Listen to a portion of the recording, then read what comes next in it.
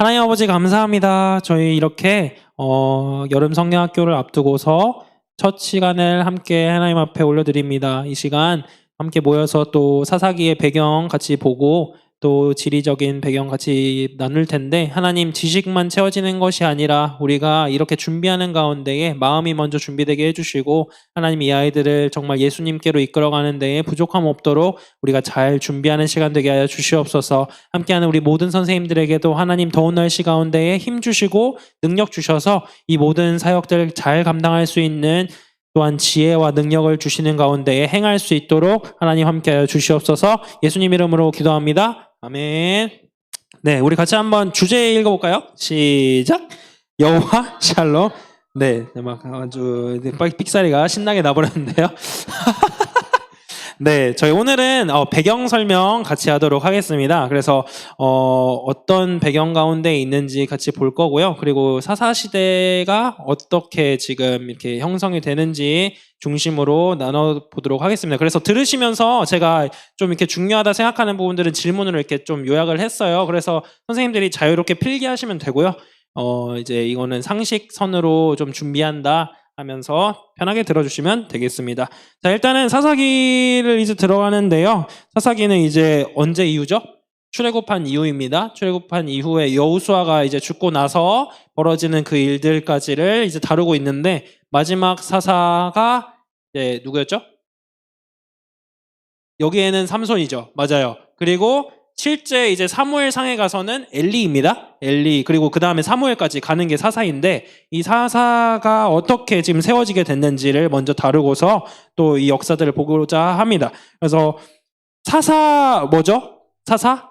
우리 교회 오래 다니신 분들은 다 아실 텐데, 사사 이제 써드리면은 쇼페팀입니다. 그래서 쇼페팀인데 이게 무슨 뜻이냐면은 재판하는 자들이라는 뜻이에요. 그래서 사사들을 쉽게 말하면 재판관이다, 이렇게 보시면 됩니다.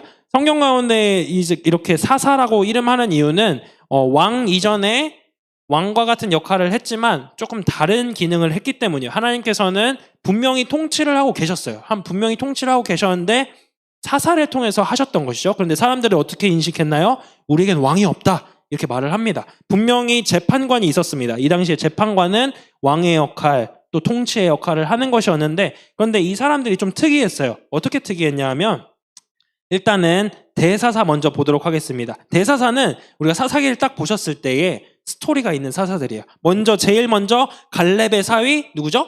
온니엘이 나옵니다. 온니엘이 나오는데 이 사람은 갈렙의 사위니까 당연히 유다 지파였어요. 유다 지파였고, 그 다음에 에훗이 나오고, 왼손잡이 에훗 이렇게 나오고, 그 다음에 드보라, 여자 선지자, 여자 사사였죠. 그리고 그 다음에 네 번째가 기드온입니다. 근데 이제 기드온이 네 번째라고 하는 이유는 대사사 중에 네 번째인 것이고, 여기 이제 빈칸에 있죠. 대사사는 누구입니까? 이렇게 나오는데, 이 빨간 글씨로 된 온니엘, 에훗, 드보라, 기드온, 입다, 삼손, 히브리서에도 나오죠.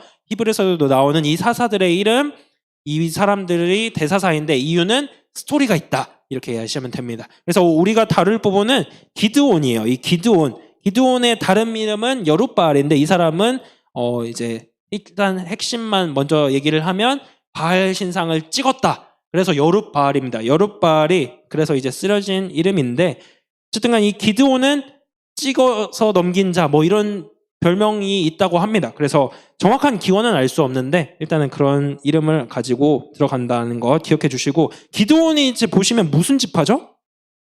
므낫세 지파입니다. 므낫세는 누구의 아들이에요? 요셉의 아들이에요. 요셉에게 두 아들이 있었습니다. 므낫세와 누구죠?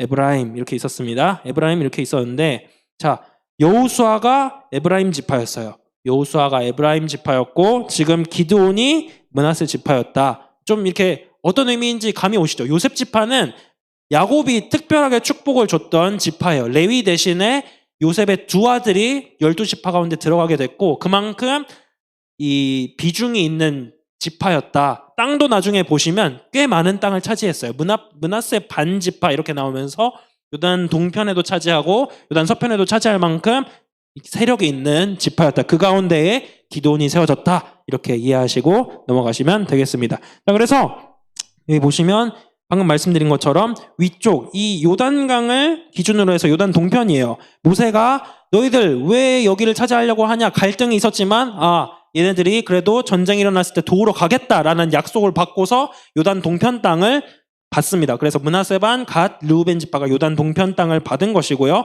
그 다음에 누가 오냐? 유다, 시몬, 므낫세, 에브라임, 그다음에 베냐민, 단, 그리고 이사갈, 스불론, 납달리, 단 이렇게 있었습니다. 그래서 이렇게 땅이 차지를 했는데 방금 말씀드린 것처럼 중요한 거는 뭐냐? 큰 축이 있었어요. 큰 축이 뭐냐면 바로 이 유다 지파와 요셉 지파예요.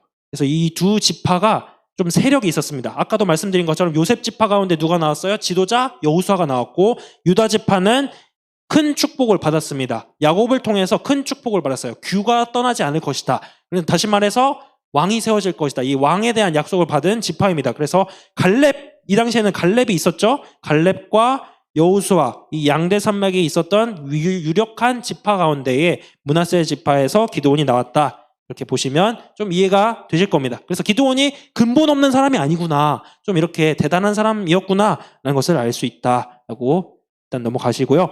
다음에 이제 사사기의 순서입니다. 사사기의 순서는 우리가 성경을 보시면 다른 성경도 좀 비슷한데 작가가 말하고자 하는 바가 있어요. 말하고자 하는 말에 따라서 순서를 재배열합니다. 여러분도 일기를 쓰실 때에 이렇게 뭐 전어를 쓰실 때에 모든 사실을 다 기록하지 않으시잖아요. 성경도 마찬가지입니다. 중요한 내용에 따라서 비중을 두고 때에 따라서는 순서도 바꿉니다. 그런데 그 순서가 시간 순서가 아니다. 그럼 어떤 순서냐?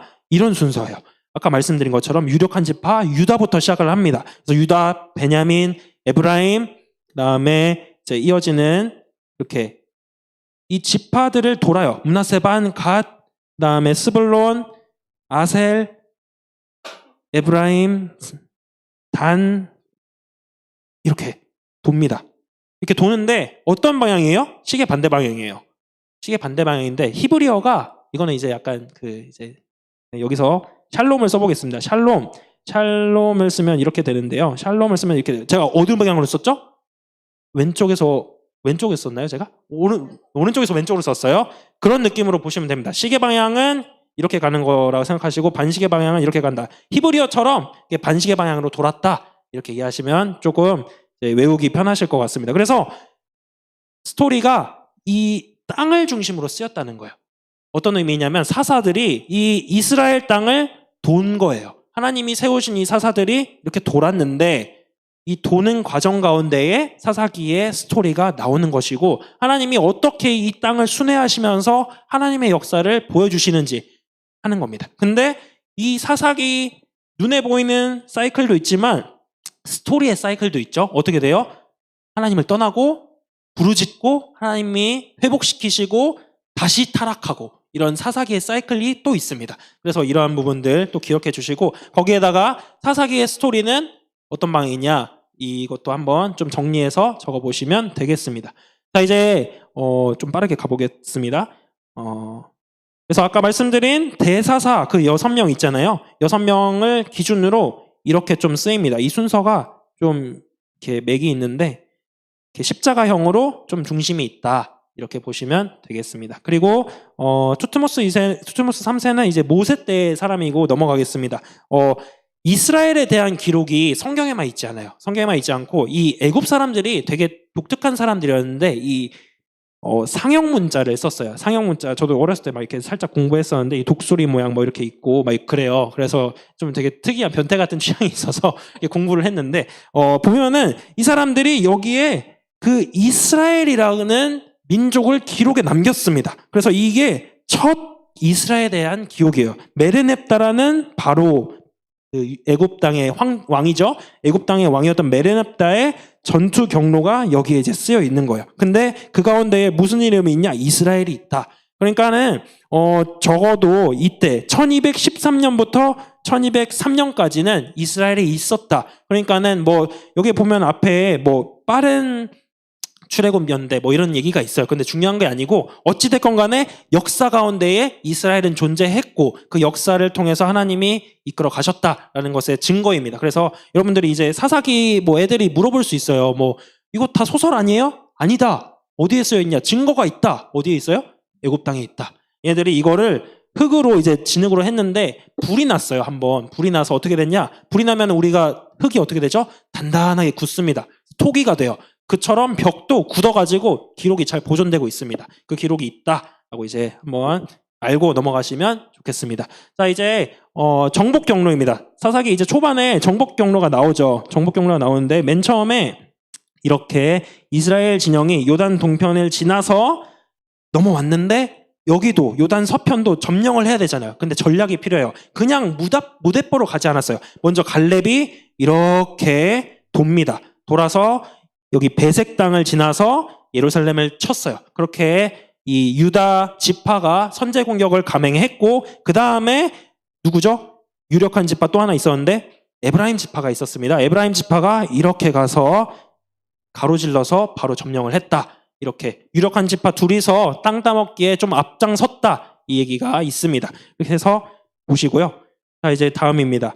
이 사람들이 이제 차지했던 땅 가운데에 우리가 성경에서 가장 많이 나오는 지명이 뭐죠? 예루살렘이에요. 우리가 많이 부르죠. 예루살렘아 여호와를 찬양할지어다 비준비하시니 이 찬양 통해서도 많이 익숙해진 그 땅인데 예루살렘 생각하면 어때요? 되게 클 것 같잖아요. 근데 이렇게 조그맣니다. 여기에 2,000명 정도밖에 못 살아요.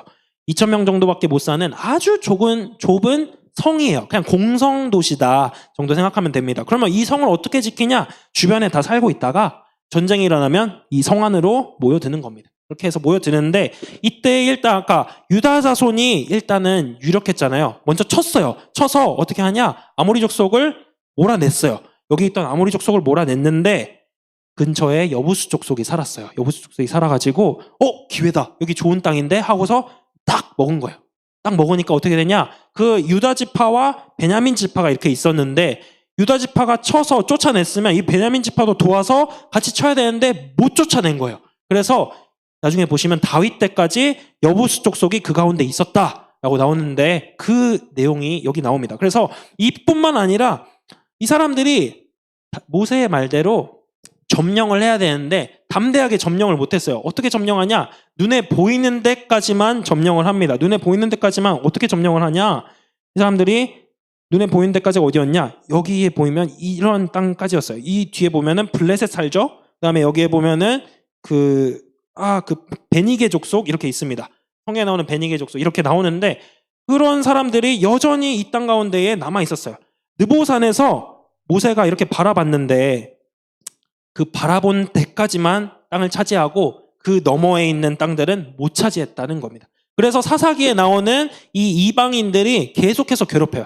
사람들을 이스라엘 땅을 괴롭힙니다. 못 살게 굴고 뭔 일이 있으면 하나님께서 이들을 일으키셔서 다시 정신 차리게 하시는 그런 도구로 쓰였다. 이렇게 보시면 되겠습니다. 자, 그래서 일단 넘어가겠습니다. 그리고 블레셋의 이제 이거는 상식인데 그레테섬에서 이렇게 넘어와가지고 여기에 이스라엘 땅 가운데 차지하고 땅을 잡았다. 그러니까 해양 민족이었어요. 이 사람들이 바이킹들처럼 해양 민족이었는데 여기서 이제 살다가 그리스 쪽에서 살다가 좋은 땅을 찾아온 겁니다. 저도 이제 이스라엘 땅 한번 유다 땅은 아니고 이제 레바논 쪽 가봤는데 진짜 젖과 꿀이 흐르는 땅이에요. 1년에 농사를 4번씩 짓습니다. 비가 안 내리는데도 그만큼 좋은 땅이니까 이 사람들도 다 알았던 거예요. 그래서 여기 와서 정착하고 잡았는데 다윗 때까지 괴롭히는 그러한 아주 강한 세력 중에 하나였다. 이렇게 사사기 상식 이렇게 잡고서 이제 기드온으로 넘어가도록 하겠습니다. 기드온으로 넘어가는데 중요한 이 땅이 뭐냐? 모레산과 하롯셈이에요. 모레산과 하롯셈 이 지역을 중심으로써 전투가 벌어집니다. 모레산에는 누가 진을 치고 있었냐? 바로 모레산 앞이라 그러는데 성경에서 앞이라 그러면 동쪽이에요. 동쪽을 앞이라 그럽니다. 그래서 동쪽 나중에 이제 이스라엘 지도도 보시면 뒤집혀 있어요. 세계 지도가 뒤집혀 있어서 동쪽이 위에가 있는데 그 이유가 동쪽을 앞이라 생각했기 때문입니다. 그래서 모레산 앞에는 미디안 족속들이 자리를 잡고 있었어요. 자리를 잡고 있었고 하롯셈 근처에 이제 누가 진을 쳤냐? 기드온이 진을 쳤습니다. 기드온이 진을 쳤는데 이 둘 사이에서 전투가 벌어지는 거예요. 전투가 벌어지는 것이고 그 이후에 여기 보시면 이 기드온이 미디안을 쫓아내기 위해서 300명을 데리고서 이렇게 세 갈래 길로 들어가가지고 치고서 이렇게 도망갔다. 이러한 지도를 볼 수 있습니다. 그래서 일단은 기본적으로 이 땅, 아까 보셨던 그 모래산과 하롯셈을 중심으로 벌어진다. 이 일을 벌어진다라고 기억하시고 넘어갈게요. 넘어가는데, 자, 기드온이 처음 등장하는 장소가 어디인가요? 처음 등장하는 장소? 뭘 하고 있었어요? 타작을 하고 있었습니다. 타작을 하고 있는데, 타작은 언제 하냐 하면, 타작은 4월에서 5월에 합니다. 이스라엘 땅에서 4월에서 5월에 타작을 하는데, 그가 타작을 어디에서 했냐 하면 포도주 틀에서 했어요. 포도주는 언제 만드냐? 6월에서 7월에 만들어요. 그러면은 이 기드온은 지금 이상한 짓을 하고 있는 거예요. 여기가 포도주 틀인데, 이 그림이 포도주 틀인데 깊잖아요. 숨을 수 있어요. 한 반쯤 정도 숨을 수 있는데 거기서 타작을 했다는 거예요. 원래 타작은 저도 사실 타작을 안 해봐서 모르긴 하는데 넓은 마당에서 하는 걸로 알고 있습니다. 이렇게 탁탁탁 쳐서 떨어내고 버리고 막 그래야 되잖아요. 그런데 숨어서 하고 있었어요. 왜냐? 미디안 족속 때문에 그랬다. 왜 미디안 족속이 오면은 이때 4월, 5월 이때 타작마당에서 해야 되는데 이때 오는 거예요. 찾아와가지고는 먹을 거 없나? 거기서 이스라엘 백성들 다 털어가는 거예요. 그러니까는 먹을 거를 보호하기 위해서 이렇게 구덩이 속에서 들어가가지고 타작을 했다. 그러면은 다시 말하면 뭐냐? 유력한 집안이었는데도 불구하고 기드온은 두려워서 벌벌 떠는 사람이었어요. 성경에도 보시면 계속 나오는데 계속해서 묻잖아요. 하나님, 이거 진짜 되는 거예요? 진짜 되는 거예요? 하고서 묻는 모습처럼 두려워서 벌벌 떠는 모습, 이 처음 여호와를 만나는 모습 가운데서도 나타난다라고 할 수 있습니다. 그리고 이렇게 정말 소심한 기드온이었지만 그 가운데 뭐라고 나타나나요? 큰 용사여, 여호와께서 너와 함께 계시도다. 그럽니다. 기드온이 이 말 듣고 피식 웃었어요. 큰 용사여. 그런데 무슨 내가 큰 용사입니까? 여러분한테도 나타나가지고 큰 용사여 이러면은 군대인가? 뭐 이런 느낌이 들 정도로 말이 안 되는 상황인 거예요. 왜냐? 기드온 자신도 알았어요. 내가 얼마나 소심하고 부끄러운 사람인지. 그런데 여호와께서 큰 용사라 그러니까는 막 여러 가지 변명되고 하나님 나 안 됩니다. 하나님 표적 보여주십시오. 뭐 어떻게 합니까? 여호와를 보여주십시오. 막 그런 짓을 하니까 하나님께서 표적도 보여주시고 너가 할 수 있다. 너가 내 말대로 행하면 된다. 그런 약속을 주시는 거야. 그때에 기드온이 다 지나고 나서 깨닫습니다.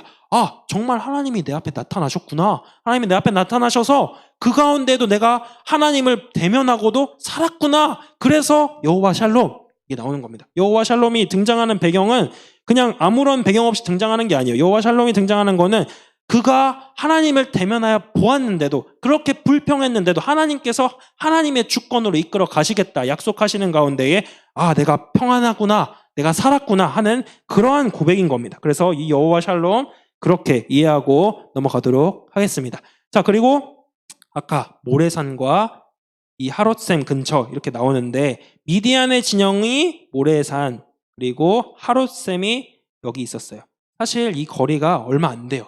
진짜 가까워요. 아까도 위성지도 이렇게 보셨지만 진짜 지척에 있습니다. 그냥 여차하면 한 6분에서 7분 낙타를 타고서 그 당시에는 미디안 사람들이 병거로 낙타를 타고 다녔는데 이거 타고서 가면은 한 6, 7분 안에 확 오는 거예요. 그 정도로 지척에 있었는데 이 사이에서 전투가 벌어졌습니다. 전투가 벌어졌는데 우리가 아주 놀라운 사실을 성경에서 기록하죠. 원래는 여기에 보니까 돌아가라 하라 하시니 이에 돌아간 백성이 22,000명이라 22,000명이 있었고 그리고 남은 자가 10,000명이었다. 이렇게 합니다. 1차로 이 32,000명이 있었다는 거예요. 32,000명이 있었는데 하나님께서 어떻게 하시죠? 계속 추리십니다. 계속 추리셔서 마지막에 어떻게 돼요? 300명만 딱 남은 거예요.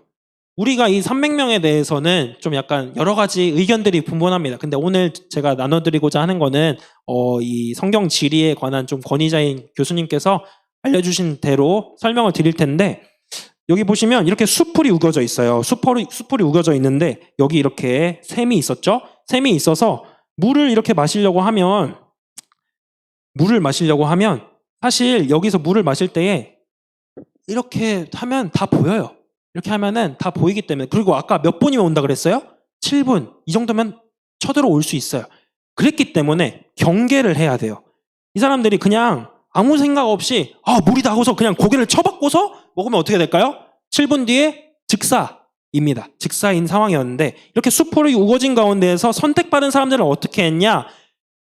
서가지고 물을 이렇게 떠서 먹었어요. 떠서 먹었다. 그러니 그 말이 뭐냐? 경계하면서 먹었다는 거예요. 그 전투 상황 속에서 경계할 수 있는 사람들, 그 상황을 어떤 상황인지를 인식하고서 경계할 수 있는 사람들이 택함 받았다라는 거예요. 에베소서에도 보면 전신갑주를 입으라 그러고 나서 어떻게 합니까? 깨어 분별하라. 그리고서 깨어 울부짖는 그 사자를 대적하라 그러는데 중요한 그 깨어있는 그러한 자세를 가졌던 사람들이었다라고 생각을 하시면 되겠습니다. 그리고 민첩했어요. 그들이 들고 가서 전투했던 게 뭐였죠? 항아리와 횃불. 항아리 어떻게 해요? 그냥 톡 떨어지면 톡 깨집니다. 지금처럼 이렇게 굽지 않아요. 톡 떨어지면 그냥 와장창 하고 깨지는 거예요. 그런데 이걸 들고 다닐 때 어떻게 했을까요? 조심히 다녔습니다. 이 기드온의 명령대로 착착착 움직일 수 있는 그런 민첩하고 경계할 수 있는 사람들이 뽑혔다. 그렇게 인식하고서 좀 이렇게 넘어가시면 좀 좋을 것 같습니다. 자, 그래서 이 사람들이 치는데 어떻게 하냐? 세 갈래 길로 이렇게 들어간 거예요. 세 갈래 길로 이렇게 들어가서 항아리를 들고 간 이유가 있습니다. 항아리를 들고 간 이유가 뭐냐? 밤에 쳤어요. 아브라함도 이제 318명을 데리고서 밤에 치는데 이 밤에 치는 전술이 뭐 이렇게 뭐 비겁하다 그러면 비겁할 수 있지만 전술이에요. 이 매복 전술. 뒤를 이렇게 확 치는 전술인데 밤이다 보니까 이 사람들이 눈과 귀가 약간 마비된 상태잖아요. 이 당시에는 뭐 전등이 있는 것도 아니고 횃불 정도 있을 상태인데 항아리를 탁 깼을 때 그 효과음이 어떤 효과음이었냐? 전차 부대가 오는 효과음이었어요. 이 당시에는 철병거가 가장 큰 그 무기 수단이었는데 지금으로 맞으면 이게 막 엄청난 항공모함 같은 게 온다 정도 생각하시면 됩니다. 그런데 이 항아리가 깨지는 소리가 마치 무슨 소리였냐? 철병거가 쳐들어오는 소리가 같았다는 거예요. 그러니까는 여기에 있던 이 미디안 사람들이 엄청나게 많았는데도 야 큰일 났다 하고서 도망간 겁니다. 그리고 횃불이 이렇게 막 딱 등장하니까 야 큰일 났다 지금 매복했다 우리 둘러쌌다 그러고서 좌지우지하다가 다 흩어진 거예요. 그렇게 하나님이 이렇게 전술을 쓰셨다는 것을 우리가 이렇게 성경을 믿음으로만 볼 수 있지만 믿음 이면에는 또 행함이 있어요. 행함을 어떻게 민첩하게 행하는지를 이렇게 볼 수 있다는 것을 기억하고 넘어가도록 하겠습니다. 그래서 일단 중요한 내용은 여기까지인데 이만큼 기드온이 정말 자기에게 주어진 그 상황 가운데서 하나님 말씀에 순종하고 또 그 말씀을 하나님이 정말 지혜롭게 이끌어 가시는 가운데에 따라갔다. 그리고 그 300명 이렇게 남아지는 것이 그냥 단순히 용한 사람들, 어쩌다 남은 사람들이 아니라 하나님이 분명한 이유를 가지고 택하셨다. 그런 생각을 가지고서 보시면 좋을 것 같습니다. 기드온이 나중에 이렇게 전쟁을 하다가 끝까지 이 미디안을 추격해 갑니다. 이 길이 미디안을 추격해 가는 길인데 가다가 만나는 곳이 어디냐면 숫꽃과 브누엘이에요. 숫꽃과 브누엘을 가는데 숫꽃과 브누엘의 이름은 둘 다 야곱이 이름을 붙였던 이름입니다. 어떤 이름이냐? 브누엘, 하나님을 보았다. 뭐 이런 곳이에요. 숫꽃도 뭐 여기에 와서 장막을 치고서 하나님의 도움을 받고서 에서와 화친을 맺게 되는 그런 평화가 있었던 그런 역사적인 곳이었는데 이 사람들이 기드온이 이렇게 추격해서 끝까지 쳐 내려가는 데에 도와주지 않았어요. 오렉과 스웨바이가 나중에 나오는데 그 바위가 나오는 이유가 뭐냐? 기드온이 열심히 추격해 가는데도 동족들이 돕지 않습니다. 배신해요. 배신이라기보다 그냥 모르는 척 하는 거예요. 그래서 돌아오는 길에 이들을 칩니다. 심판하는 거예요. 너희들이 정말 이런 유구한 역사를 가진 민족인데 하나님의 말씀 따라서 택함받은 민족인데 지금 그들이 선택했던 것은 무엇이었냐? 당장 살 길이었던 거예요. 미디안이 강성해 보이고 힘이 세 보이니까 미디안을 택해서 그렇게 심판을 받았다. 그렇게 볼 수 있습니다. 자, 이제 마지막으로 빠르게 넘어갈 텐데 기드온이 정말 대단한 사람인 건 맞습니다. 300명의 용사를 데리고서 치고 하나님의 역사를 이루었어요. 이루고 이 사람들이 구원을 받으니까 어떻게 되냐? 기분이 좋아가지고 기드온을 왕으로 세우려고 그래요. 왕으로 딱 세워서 기드온 우리의 왕이 되주십시오. 그럽니다. 그런데 기드온이 하는 말이 뭐냐? 아니다. 내가 너희를 다스리지 아니하겠고 나의 아들들도 너희를 다스리지 않겠다. 말은 이렇게 했습니다. 말은 이렇게 했는데 이것이 말만 했다는 것을 어떻게 알 수 있냐? 먼저 에봇을 지어달라 그래요. 말은 이렇게 해놓고 그런데 에봇 좀 지어줘. 에봇은 누가 입는 거예요? 제사장이 입는 거예요. 예배 드릴 때 하나님의 뜻을 분별할 때 입는 그 옷을 지어줘. 그러니까 다시 말하면 뭐냐? 자기가 그 왕권과 제사장권을 가지고서 이 백성 내가 한번 어떻게 해보겠다 하는 그런 야망이 있었어요. 둘째로 어떤 걸 통해서 알 수 있냐? 아들의 이름을 통해서 알 수 있습니다. 아비멜렉이라는 이름이 뜻이 뭐냐 하면 아비가 히브리어로 쓰면은 이렇게 되고 멜렉이 이렇게 되는데 이게 뭐냐면 아버지 이거는 나의 아버지라는 뜻이에요. 아비는 나의 아버지라는 뜻이고 멜렉은 왕입니다. 그럼 다시 말하면 뭐냐? 나의 아버지는 왕이라는 거야. 아들이 이렇게 이름을 지었어요. 나의 아버지는 왕입니다. 그럼 왕이 누구예요? 기드온이다라는 겁니다. 이 말은 그냥 가짜였다.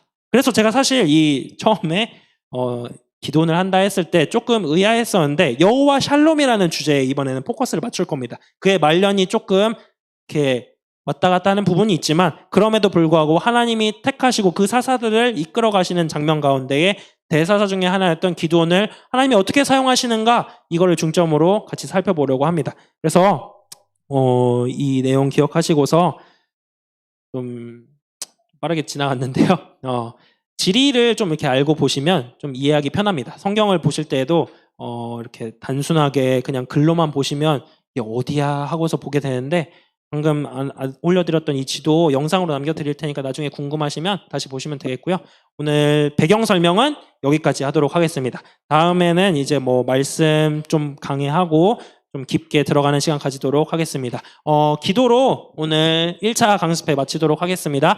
하나님 아버지 감사합니다. 오늘 이렇게 먼저 사사기의 배경과 기드온의 배경을 살펴보았습니다. 하나님 아버지 우리가 잘 준비하여서 하나님 우리 아이들에게 또 좋은 것을 먹일 수 있는 우리 여름 성경학교 될 수 있게 해주시고 하나님 우리가 먼저 마음이 준비되어서 하나님이 주시는 그 평강을 먼저 알고 그 샬롬 가운데에 살아가는 우리 모두가 될 수 있도록 인도해 주시옵소서. 하나님 함께해 주실 줄 믿으며 예수님 이름으로 기도합니다. 아멘. 네, 선생님들 그 간단하게 좀 공지 드릴 게 있는데요. 저희가 내일부터 반별로 이제 기도를 하려고 합니다. 하루에 한 반씩 반별로 이제 같이 기도하는 시간을 가지려고 하는데 기도의 요령은 제가 이제 기도 제목으로 올려드릴 거예요. 카톡방에 올려드리고 그리고 4학년 1반부터 시작할 건데 4학년 1반 아이들 이름을 이렇게 먼저 올려드릴 겁니다. 그럼 선생님들께서 공통 기도 제목 같이 기도해 주시고 또 이 아이들을 위해서도 기도해 주세요. 그리고 4학년 1반은 먼저 시작하는 4학년 1반은 아이들에게도 이 기도 제목을 공유해 주셔서 함께 기도하고 준비할 수 있도록 하자